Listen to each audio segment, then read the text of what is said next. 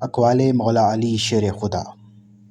سنو، کامل فقیہ وہی ہوتا ہے جو لوگوں کو اللہ کی رحمت سے مایوس نہ کرے، انہیں اللہ کے عذاب سے بے خوف نہ ہونے دے، گناہوں کی چھوٹ نہ دے، اور قرآن پاک کو چھوڑ کر کسی اور چیز میں رغبت نہ رکھے۔ اے لوگو، علم کے چشمے بن جاؤ، راتوں کے چراغ بن جاؤ، پرانے لباس اور پاک دل والے بنو۔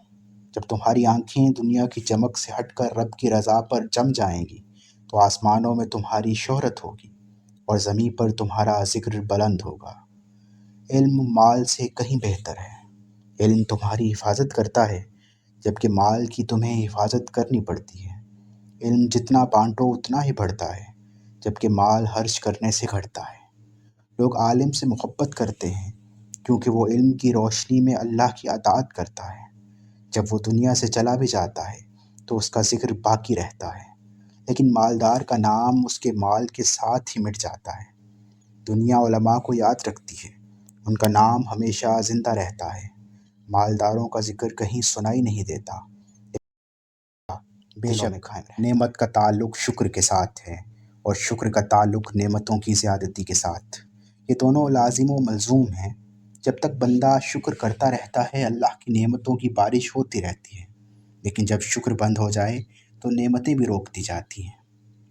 توفیق الہی بہترین رہبر ہے، خوش اخلاقی بہترین دوست ہے، عقل و شعور بہترین ساتھی ہیں، ادب بہترین میراث ہے، اور غم تکبر سے بھی زیادہ بدتر ہے۔ مصیبت اور پریشانی ایک مقام پر آ کر ختم ہو جاتی ہیں، اس لیے عقل مند وہ ہے جو مصیبت کے وقت صبر کرے تاکہ وہ اپنے وقت پر چلی جائے، ورنہ اس سے پہلے اسے زبردستی ہٹانے کی کوشش مصیبت کو مزید بڑھا دیتی ہے۔ جو جنت کا امیدوار ہوتا ہے وہ نیکیوں میں جلدی کرتا ہے، جو جہنم سے ڈرتا ہے وہ خود کو ناجائز خواہشات سے روکتا ہے، اور جسے موت کا یقین ہوتا ہے وہ دنیا کی لذتوں کو چھوڑ دیتا ہے۔ جنت کے دروازے کے قریب ایک درخت ہے جس کے نیچے سے 2 چشمے نکلتے ہیں۔